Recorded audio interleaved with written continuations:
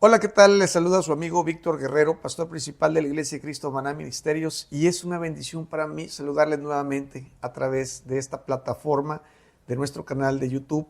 Y una de las razones por las que usted está aquí hoy, en esta tarde, acompañándome, pues es porque una persona que comparte esos estudios, ¿verdad? Y se está capacitando para ello. Y la otra, pues es que usted no haya tenido la oportunidad de ver este video presencialmente con el maestro correspondiente y le haya dado este link para acompañarnos en esta tarde.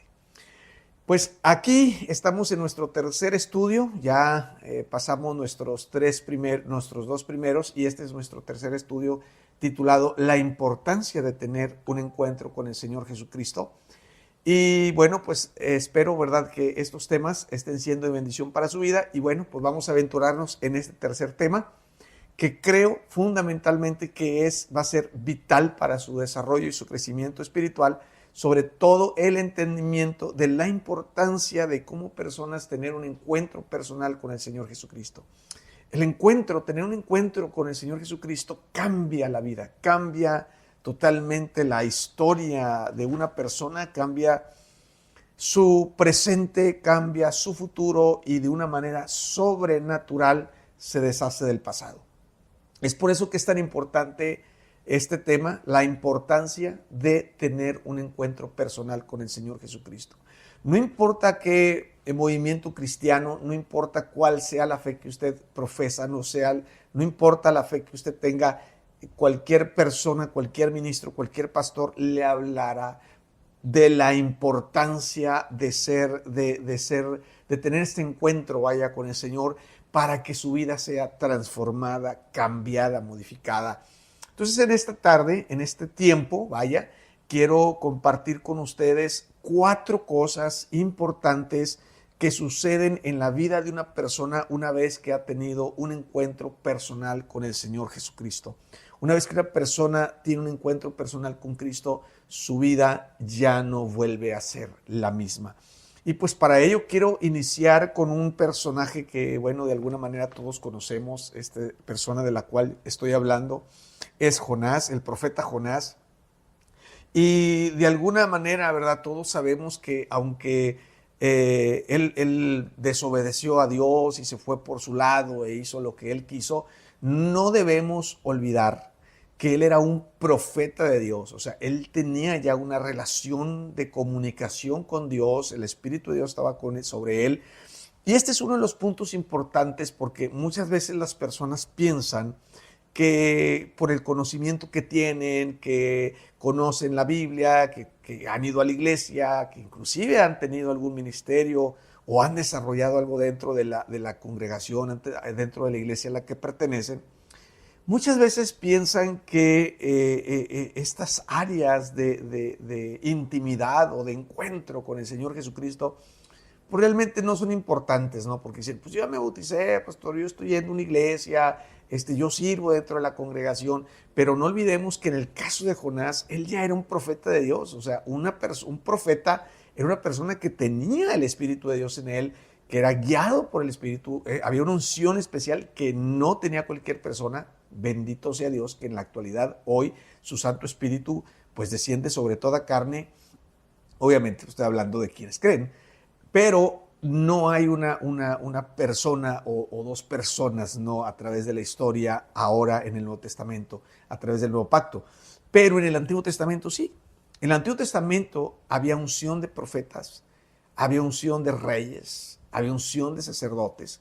Pero solamente estas personas quienes tenían la unción, obviamente, eran los que ejercían aquella tarea que se les demandaba. Así es que digo esto para enfatizar que Jonás era una persona que tenía una unción sobre él, una unción profética. Sin embargo, podemos ver en la historia de Jonás que Jonás desobedeció la palabra de Dios, desobedeció la instrucción. Entonces, aquí nos encontramos con el gran dilema, ¿no?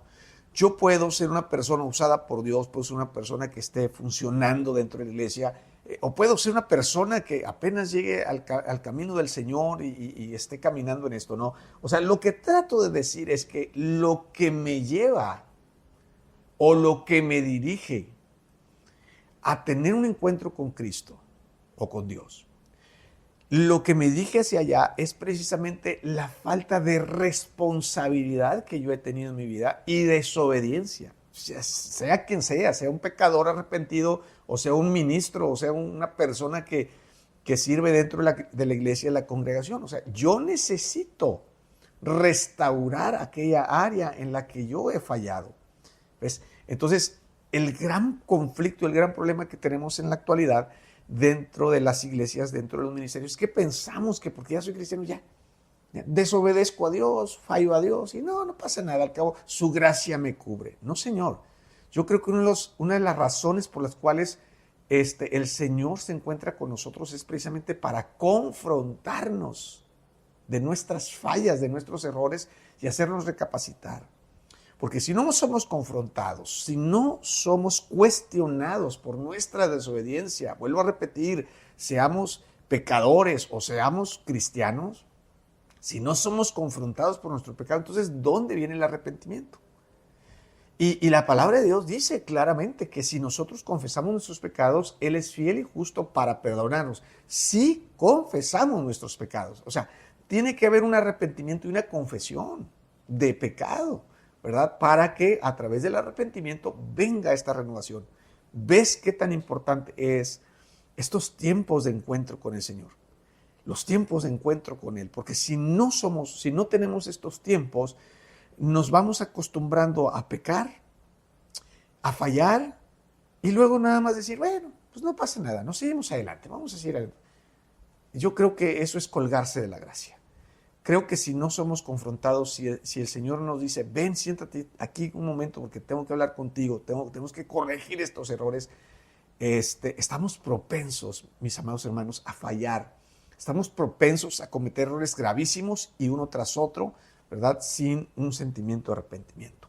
Volviendo a la historia de Jonás, dice la palabra de Dios ahí en el libro de Jonás, capítulo 1, versículo 17 dice, pero Jehová tenía preparado un gran pez que tragase a Jonás, y estuvo Jonás en el vientre del pez por 3 días y 3 noches. Es decir, Jonás fue confrontado por Dios. Ya sabemos la historia. Él trata de irse para otro lado, ¿verdad?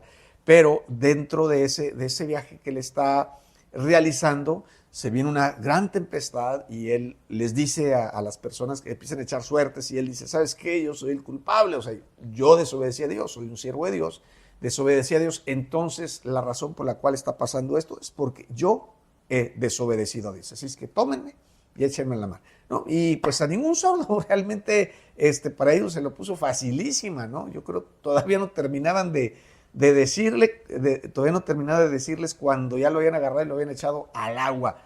Y sí, precisamente cuando lo echan al agua, la tempestad cesa. Y dice la palabra de Dios ahí en el capítulo 1:17 de Jonás que Dios tenía preparado un gran pez. Llega el pez, se traga a Jonás. Y dice la palabra que ahí estuvo por 3 días y 3 noches. Y durante ese tiempo que Jonás estuvo ahí, tuvo la oportunidad, mi amado, de tener un tiempo de meditar lo que él había hecho. No. Porque básicamente de eso se trata un encuentro con el Señor. Se trata de meditar, dice la palabra de Dios, escudriñemos nuestros caminos y volvamos a Jehová nuestro Dios. No se trata de solamente alejarnos, tener un buen evento, tener un buen programa o no sé, cualquier cosa que la gente piense que pueda hacer, pero el propósito es tener un tiempo y un espacio con Dios para poder entender los errores de nuestra vida.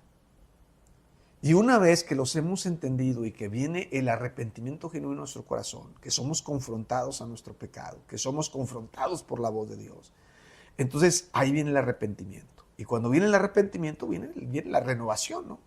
Y en la renovación pues viene el beneficio de la renovación. Bendito sea el Señor que es bueno y misericordioso con nosotros, que Él está presto para perdonarnos, pero no gratuitamente. No gratuitamente en el sentido de que te voy a perdonar y ya. sino me refiero a que tiene que haber un costo, y el costo es el arrepentimiento, el sentir del corazón haberle fallado a Dios. Y ahí Jonás tuvo la oportunidad durante esos 3 días, 3 noches de pensar muy bien lo que había hecho, pensar en lo que había desobedecido a Dios y las consecuencias que esto le estaban trayendo, ¿no? Entonces ahí dice la palabra de Dios en Jonás capítulo 2, versículo 1 en adelante, le voy a decir Jonás 2, 1 al 10, dice la palabra de Dios, dice, entonces oró Jonás a Jehová su Dios desde el vientre del pez, ahí en el lugar. Note usted cómo se vuelve esto un encuentro personal con el Señor Jesucristo, en este caso con Dios, ¿verdad? Dice, y dijo, invoqué en mi angustia a Jehová, y él me oyó. Desde el seno del Seol clamé, y mi voz oíste. Me echaste a lo profundo, en medio de los mares, y me rodeaste, y me rodeó la corriente. Todas tus ondas y tus olas pasaron sobre mí. Entonces dije, desechado soy delante de tus ojos. Mas aún veré tu santo templo. Las aguas me rodearon hasta el alma, rodeóme el abismo. El alga se enredó en mi cabeza, descendí a los cimientos de los montes. La tierra echó sus cerrojos sobre mí para siempre, mas tú sacaste mi vida de la sepultura, oh Jehová, Dios mío. Cuando mi alma desfallecía en mí, me acordé de Jehová, y mi oración llegó hasta ti en tu santo templo. Los que siguen vanidades ilusorias, su misericordia abandonan, mas yo, con voz de alabanza, te ofreceré sacrificios, pagaré lo que prometí, la salvación es de Jehová. Esta oración es la oración que Jonás hizo no solo desde lo profundo del vientre del animal o del pez, sino de lo profundo de su corazón. Porque fue ahí donde él pudo entender la falta que él había tenido, donde él pudo entender que su vida estaba solamente en las manos de Dios, que él le había fallado a Dios y que él merecía cualquier consecuencia que viniera por causa de su pecado, pero también que la misericordia de Dios es grande y que está para abrazarlo, para perdonarlo, para rescatarlo, para restaurarlo, para darle vida, ¿verdad? Y sacarlo del lugar donde él se encontraba. Entonces podemos ver claramente, mi estimado amigo, mi estimado hermano, que este momento que Dios preparó, porque no lo preparó Jonás, lo preparó Dios, fue un momento crucial. Entonces aquí vemos que Jonás experimentó un verdadero arrepentimiento de su corazón, ¿verdad? Dio un giro de 180 grados, un giro en U totalmente, ¿sí?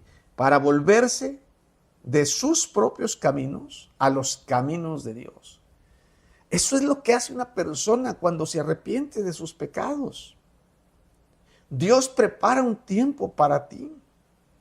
Dios prepara un espacio para ti, para que tú puedas comprender todas aquellas cosas de las cuales tú estabas equivocado en tu vida, y Él necesita que tú tengas un verdadero arrepentimiento para que haya un verdadero arrepentimiento desde el fondo de tu corazón y un giro en el caminar de tus pasos, que dejes de caminar por tu camino y empieces a caminar dentro de la voluntad y de los pensamientos de Dios, es decir, a la buena, agradable y perfecta voluntad de Dios. Y tenemos aquí entonces el caso de Jonás, pero así como este caso, está también el caso de Pablo, ¿no? Pablo es un personaje ya del Nuevo Testamento, y aquí Jonás tuvo un encuentro con Dios, con Jehová, como lo dice la palabra de Dios ahí. Jehová habló y él le dijo a Jehová. O sea, vemos a Dios entrando en acción acá, pero vemos al Señor Jesucristo luego, después en este nuevo pacto, entrando en escena en un encuentro personal con Pablo, ¿no? ¿Quién es Pablo? Bueno, Pablo, dice la palabra de Dios en el libro de Hechos capítulo 22. Bueno, voy a leer Hechos capítulo 21. 21. Hechos capítulo. Voy a leer el libro de Hechos capítulo 22, versículo del 1 al 15. Dice la palabra de Dios así: varones hermanos y padres, oíd ahora mi defensa. Y al oír que les hablaba en lengua hebrea, guardaron más silencio, y les dijo: yo de cierto soy judío, nacido en Tarso de Cilicia, pero criado en esta ciudad, instruido a los pies de Gamaliel, estrictamente conforme a la ley de nuestros padres, celoso de Dios, como hoy lo sois todos vosotros. Perseguía yo este camino hasta la muerte, prendiendo y entregando en cárceles a hombres y mujeres, como el sumo sacerdote también me es testigo, y todos los ancianos, de quienes también recibí cartas para los hermanos, y fui a Damasco para traer presos a Jerusalén, también a los que estuviesen ahí, para que fuesen castigados. Escucha esto que dice, el versículo 6 dice: aconteció que yendo yo, al llegar cerca de Damasco, como a mediodía, de repente me rodeó mucha luz del cielo. Y caí al suelo y oí una voz que decía: Saulo, Saulo, ¿por qué me persigues? Yo entonces respondí: ¿quién eres, Señor? Y me dijo: yo soy Jesús de Nazaret, a quien tú persigues. Y a los que estaban conmigo vieron a la verdadera luz. Y a los que estaban conmigo vieron a la verdad la luz y se espantaron, pero no entendieron la voz del que hablaba conmigo. Y dije: ¿qué haré, Señor? Y el Señor me dijo: levántate y ve a Damasco, y ahí se te dará todo lo que está ordenado que hagas. Y como yo no veía a causa de la gloria de la luz, llevando de la mano por los que estaban conmigo, llegué a Damasco. Voy a leer solamente hasta ahí. Ahora, aquí vemos la historia de Pablo, mi estimado amigo, hermano. Pablo, como bien lo menciona él era judío y fue enseñado a los pies de Gamaliel. Gamaliel era uno de los mejores maestros que había. Número uno. Lo que trata de decir Pablo es que él sabía y conocía la ley, ¿verdad? Y había sido instruido por uno de los mejores maestros, reconocidos en ese momento, en ese tiempo que él estaba. Y dice la palabra, dice del mismo Pablo, de su misma boca, dice que él perseguía a los cristianos, les arrebataba la vida, los golpeaba, los llevaba presos. Dice, y los sacerdotes y los maestros pueden dar fe de lo que estoy diciendo, no estoy mintiendo, era yo, ¿no? Yo hacía todo esto, dice, pero un día, yendo de camino a Damasco, dice, yendo de camino, al llegar a Damasco, dice, como a mediodía, de repente me rodeó mucha luz del cielo. Y él ahí en ese momento tuvo un encuentro personal con el Señor Jesucristo. Y el Señor le habló cara a cara, la misma situación. O sea, Pablo, él pensaba que él estaba haciendo bien. Él pensaba que estaba haciendo un trabajo genuino. En su mente él pensaba que era real lo que él hacía, que estaba haciendo un trabajo para Dios. Sin embargo, cuando tiene este encuentro con el Señor Jesucristo, el Señor le dice, ¿por qué me estás persiguiendo? Y le dice, Señor, ¿quién eres? Dice, yo soy Jesús, a quien tú persigues. Dura cosa te es dar coces contra el aguijón. Es decir, estás peleando contra lo que no puedes, ¿sí? Estás peleando contra Dios mismo, no estás siguiendo a la iglesia, me estás persiguiendo a mí, ¿no? Y entonces Pablo cae, ¿verdad? Obviamente del caballo y dice que la gente que estaba ahí, que iba con él, no entendía, oían la voz, veían la luz, pero no entendían lo que la voz decía. Solamente Pablo podía entender lo que se le estaba diciendo. Y en ese momento fue llevado, ¿verdad?, a una casa y ahí reposó y recibió instrucciones de parte del Señor Jesucristo. Entonces, ¿qué pasa con Pablo? Pablo, él pensaba que él estaba bien, y esto pasa con la mente, el pensamiento de muchas personas. Piensan que están haciendo o están buscando a Dios en un lugar, en una religión, y ellos genuinamente sienten que obedecen, que honran a Dios, inclusive atacan al pueblo de Dios. Tal vez tú eres una de esas personas, tal vez tú eres una de esas personas que anteriormente tenías mucho contra el cristianismo, contra la iglesia, buscabas la manera de atacar verbalmente o inclusive hasta físicamente. Pero aquí vemos que todo tiene un momento y todo tiene un tiempo, y entonces Dios le habla a Pablo y lo confronta contra lo que él está haciendo y le dice: Saulo, Saulo, dice, ¿por qué me estás persiguiendo? Dice, te estás enfrentando a algo que no puedes contra ello. Te estás enfrentando a mí. ¿Quién eres, Señor? Soy Jesús de Nazaret, a quien tú persigues, ¿no? Entonces, el apóstol Pablo, en ese momento, mis amados hermanos, en ese encuentro que precisamente el Señor Jesucristo tenía preparado para él, porque Pablo ni siquiera por su mente le pasaba, Pablo experimentó un cambio de rumbo. Pasó de ser una persona que perseguía al cristianismo a ser el apóstol de los gentiles, ¿no? Llevar el evangelio de Cristo a aquellos que no lo tenían, y más en el área gentil. Y se convirtió de un perseguidor a un predicador. Ahora ya no perseguía a la gente para hacerle daño. Ahora iba a los diferentes lugares, pero ahora para predicar de Cristo y exponer el evangelio del Señor Jesucristo. Y él ganó muchísima gente. A través del evangelio de la palabra, a través de la predicación de la palabra, él ganó mucha gente, muchas personas. Y entonces vemos a Pablo aquí, eso. Lo segundo, experimentar un cambio de rumbo. Haría ahora totalmente lo contrario a lo que él estaba haciendo. Vemos el caso de Pedro, ¿verdad?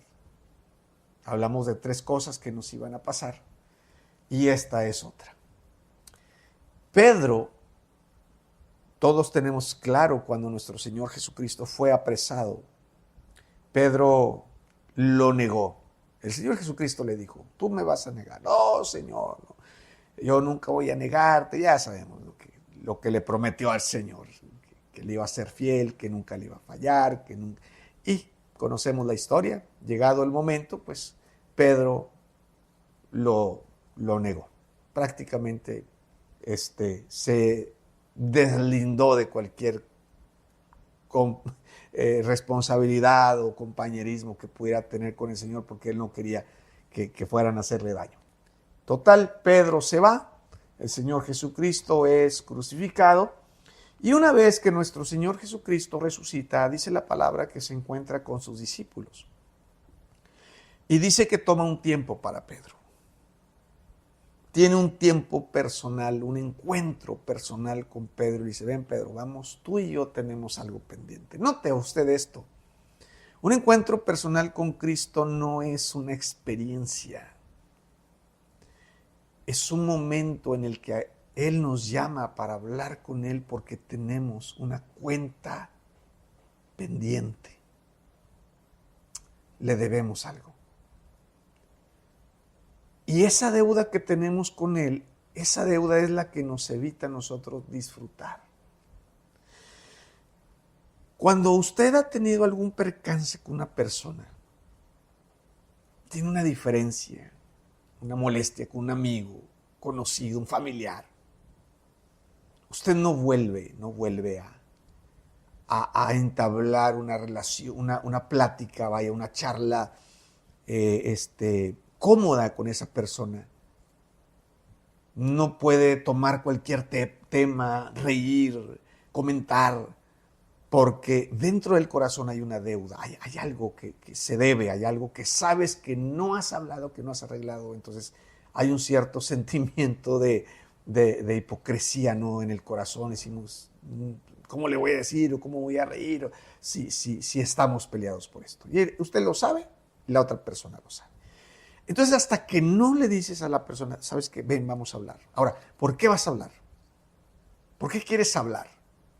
No quieres hablar para echarle en cara. Quieres hablar porque hay un punto interesante, hay un punto en deuda.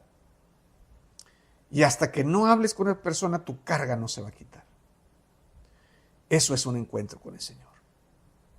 Una deuda por saldar. Y lo vemos a través de toda la Escritura.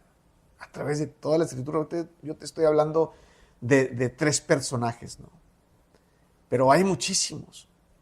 Y aquí el Señor Jesucristo amaba mucho a Pedro. Y se encuentra con ellos, ¿no? Y pareciera que la situación, bueno, pues ya resucitó. Pedro estaba contentísimo porque resucitó y toda la cosa. Y dice Jesús, Pedrito, ven para acá. No vamos a hacer, Pedro, como que todo está bien. Porque hay algo que está pendiente entre tú y yo. Y tú lo sabes, ¿no? ¿Qué era aquello? Pues es que Pedro lo había negado. Y entonces le pregunta el Señor Jesús a Pedro, le dice, Pedro, ¿me amas? Fíjate lo que dice ahí en el pasaje, en Juan, capítulo 21, versículo 14, dice, esta era la tercera vez que Jesús se manifestaba a sus discípulos, después de haber resucitado de entre los muertos. Versículo 15. Cuando hubieron comido, Jesús dijo a Simón Pedro, Simón, hijo de Jonás, ¿me amas más que estos? Jesús le respondió, sí, Señor, tú sabes que te amo. Él le dijo, apacienta mis corderos. Volvió a decirle por segunda vez, Simón, hijo de Jonás, ¿me amas? Pedro le respondió, sí, Señor, tú sabes que te amo. Le dijo, pastorea mis ovejas. Le dijo por tercera vez, Simón, hijo de Jonás, ¿me amas? Pedro se entristeció de que le dijera la tercera vez, ¿me amas? Y él le respondió, Señor, tú lo sabes todo. Tú sabes que te amo. Jesús le dijo, apacienta mis ovejas. De cierto te digo, que cuando eras joven te ceñías e ibas a donde querías. Mas cuando ya seas viejo, extenderás tus manos y te ceñirá el otro y te levantará a donde no quieras. Y te llevará, a donde no quieras. Entonces, nota esto que le pregunta la primera vez. Pedro, ¿me amas? Señor, tú sabes que te amo. Le contesta con un tono de, sabes que sí, Señor. O sea, lo que pasó allá, no significa, no revela mi corazón, fue algo que sucedió, ¿no? Pero tú conoces mi interior, Señor, y sabes que te amo. Y vuelve a preguntarle, Señor, Pedro, ¿me amas? Señor, tú sabes que te amo. Y le vuelve a preguntar una tercera vez. Y cuando le pregunta esta tercera vez, nota cómo Pedro se avergüenza y siente una especie de vergüenza y agacha la cabeza. Se siente mal por la pregunta, dice, se entristeció en su corazón. O sea, en ese momento, este encuentro de confrontación que estaba haciendo el Señor Jesucristo con Pedro, le estaba llevando a comprender, a escudriñar su corazón y decir, Señor, yo sé que la regué, yo sé que cometí un error gravísimo, pero tú sabes que te amo, ¿no? Y entonces fueron necesarias estas 3 veces, mi estimado hermano, para que él pudiera restaurar. ¿Cuántas veces falló Pedro? ¿Cuántas veces lo negó? 3. ¿Cuántas veces Jesús le preguntó si lo amaba? 3. Le preguntó 3 por cada vez que le preguntaba, era restaurar, ¿sí? Entonces, aquí el Señor Jesucristo hace una restauración a la vida de Pedro. Él le restaura nuevamente y ahora le da una tarea. Le dice, bueno, pues ahora apacienta mis ovejas. haz el trabajo, haz la obra, ¿no? Llévalos, enséñales. Y él experimentó entonces, más bien, él experimentó una renovación del amor por nuestro Señor Jesucristo. Y por último, tenemos el caso de Elías. En el caso de Elías, después de haber ganado contra los profetas de Baal y haberlos avergonzado con el fuego que ascendió del cielo, mis hermanos, y demostrando que Dios estaba con él,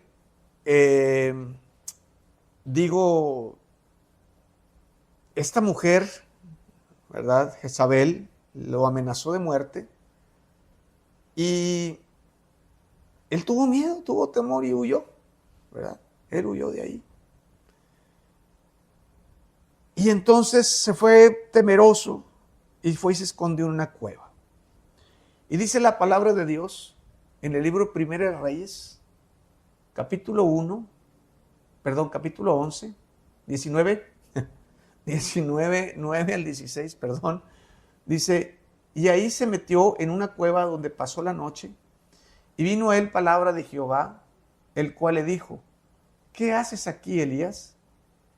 Él respondió, he sentido un vivo celo por Jehová, Dios de los ejércitos, porque los hijos de Israel han dejado tu pacto, han derribado tus altares y han matado a espada a tus profetas. Y solo yo he quedado, y me buscan para quitarme la vida. Él le dijo, sal fuera y ponte en el monte delante de Jehová, y he aquí Jehová que pasará, y un grande poderoso, y he aquí Jehová que pasaba, y he aquí Jehová que pasaba, y un grande y poderoso viento que rompía los montes y quebraba las peñas delante de Jehová, pero Jehová no estaba en el viento. Y tras el viento un terremoto, pero Jehová no estaba en el terremoto. Y tras el terremoto un fuego, pero Jehová no estaba en el fuego. Y tras el fuego un silbo apacible y delicado. Y cuando lo oyó Elías, cubrió su rostro con su manto y salió y se puso a la puerta de la cueva. Y aquí vino una voz diciendo, ¿qué haces aquí, Elías? Él respondió, he sentido un vivo celo por Jehová, Dios de los ejércitos, porque los hijos de Israel han dejado tu pacto, han derribado tus altares y han matado a espada a tus profetas. Y solo yo he quedado y me buscan para quitarme la vida. Vemos aquí, hermanos, que Dios, en medio de este sentimiento que tenía Elías, de dolor, de tristeza, algunos han dicho en cuanto a esta situación que Elías entró en una especie de depresión. Por el cansancio, por lo que había pasado, ¿no? Increíble después de una gran victoria tener que pasar por una situación así, pero así sucede y esto es real en la vida de las personas, ¿no? Y dice que Elías, Dios le llama para tener un encuentro con él y mostrarle su gloria, pero Elías rechaza eso, rechaza el descanso, ¿no? Rechaza la bendición, rechaza el cuidado, ese cuidado especial que Dios quería darle en ese momento porque él necesitaba de eso. Y él lo rechazó. Cuando Dios se muestra en el viento apacible, dice que él se esconde de Dios. Y esto es lo que pasa con muchas personas. Muchas personas son llamadas por el Señor para tener un encuentro con Él y la gente sigue evadiendo porque no quiere ser confrontada. Porque solamente quiere tener un tiempo, una relación, pero sin tener que estar cara a cara delante de Dios, porque no quiere que Dios lo confronte a lo que debe. No quiere ni siquiera eso, ni tampoco ser restaurado, no quiere ser abrazado, no quiere ser sanado, como en el caso de Elías. No quiere nada. Y este es un gran problema y es un gran conflicto que nos encontramos con la gente que quiere ir a la iglesia, pero no está dispuesta a tener un encuentro personal con el Señor Jesucristo, no está dispuesta a entregar su vida, no está dispuesta a arrepentirse de sus pecados, a renovar su vida espiritual, a ser renovados por el Espíritu de Dios. No están dispuestos, no quieren un encuentro personal con el Señor, porque saben que el día que se sienten frente, cara a cara con el Señor va a sacar y les va a hablar de lo que están debiendo, de aquello que tienen deuda, y ellos tendrán que tomar una decisión o arrepentirse de ello, o igual que Elías, esconder su rostro y no querer nada con el Señor. Quiero leer un pasaje de Job, y este pasaje de Job nos enseña todas aquellas y cada una de las maravillas que tiene el hecho de sentarse a la mesa con Cristo, de sentarse a la mesa con el Señor. Te lo voy a leer. Dice: si tú dispusieres tu corazón y extendieres a él tu mano, si alguna iniquidad hubiera en tu mano, y la echares de ti, escucha, y no consintieres que more en tu casa la injusticia, entonces levantarás tu rostro limpio de mancha. Serás fuerte y nada temerás, y olvidarás tu miseria, o te acordarás de ella como aguas que pasaron. La vida te será más clara que el mediodía, aunque oscureciere, será como la mañana. Tendrás confianza, mirarás alrededor y dormirás seguro. Te acostarás y no habrá quien te espante, y muchos suplicarán tu favor. Entonces, 9 cosas que te van a pasar una vez que tú tengas un encuentro personal con el Señor Jesucristo. Número 1, serás perdonado de tus pecados y levantarás tu rostro limpio de mancha. Número 2, serás fuerte. Número 3, nada temerás. Número 4, olvidarás tu miseria. Número 5, la vida te será más clara. Número 6, tendrás confianza. Número 7, te acordarás, dormirás seguro. Número 8, te acostarás y no habrá quien te espante. Y número 9, muchos suplicarán tu favor. Mi estimado hermano, amigo, este es el final de nuestro tema del día de hoy. Hay muchos ejemplos de los cuales podríamos hablar el día de hoy, ¿verdad? Como el caso de Jacob, como el caso de Abraham, como el caso de Moisés, como en el caso de Cornelio, ¿verdad? Y muchísimos que podríamos estar mencionando en este tiempo, pero no podríamos, no tenemos el tiempo para hablar de todos. Pero obviamente lo que cambia la historia, lo que cambia la vida y lo que cambia el destino de una persona es sentarse a la mesa con el Señor Jesucristo y tener un encuentro cara a cara con Él. Quiero dejarte tu tarea para esta semana, que yo espero con todo mi corazón que puedas ejecutarla, que puedas hacerla, que puedas llevarla a cabo, ¿verdad? Que dispongas en tu corazón y dile al Señor: Señor, prepara un tiempo especial para mí, para que yo pueda encontrarme contigo. Y ese día de encuentro, ese día que yo me encuentre contigo, búscalo a profundidad, pero el Señor está destinando un tiempo especial para ti. Pero cuando ese momento llegue, dispón con todo tu corazón tener un encuentro personal con Él y dejar que Él quite de tu vida, arranque de tu vida todo lo que te estorba y sobre todas las cosas que te dé una vida totalmente diferente, una vida totalmente renovada, una vida totalmente nueva. Quiero darte 7 salmos que vas a estar estudiando esta semana.